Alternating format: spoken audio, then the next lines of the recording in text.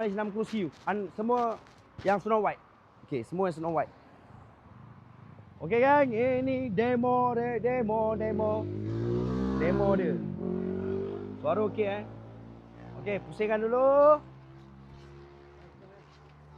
Pusingkan. Kuat tak? Boleh tak? Kita nak umban boom gitu. Umban tengah Oh, sini dulu buat debet. Hati-hati, tebing dulu. Okey, ambil tenaga. Ni berat sikit. Ni barang-barangnya upload, Jawa panggil. Ambil sisi betul. Ke nak ni? 4 orang. Kita nak gini kok. Biar dia jatuh baring. Okey, ready. Okey. 1 2 3.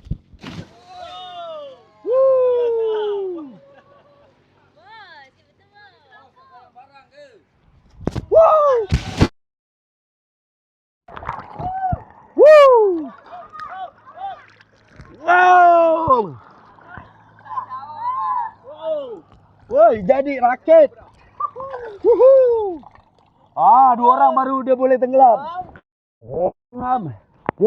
Dia tak nak tenggelam lah. Alamak. Takkan. Okey, kita tengok sana dulu. 1 2 3. Boom! Woo!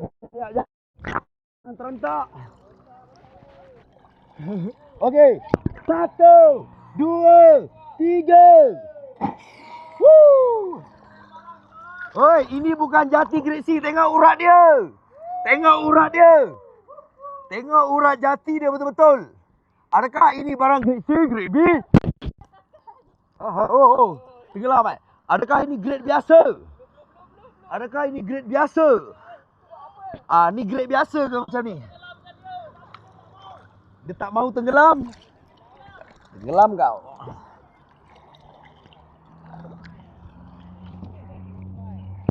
Dah diumban, jap naikkan mic lu.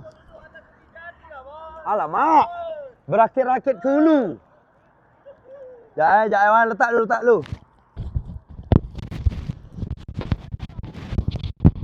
Tak payah.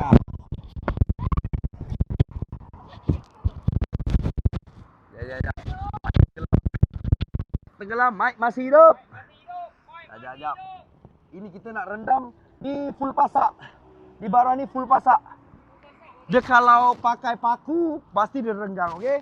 Lagi satu, kita tak ada buat water base ke. Kalau biasa jati nak tahan ataupun kayu, dia kena ada proses water base untuk tahan air. Okey?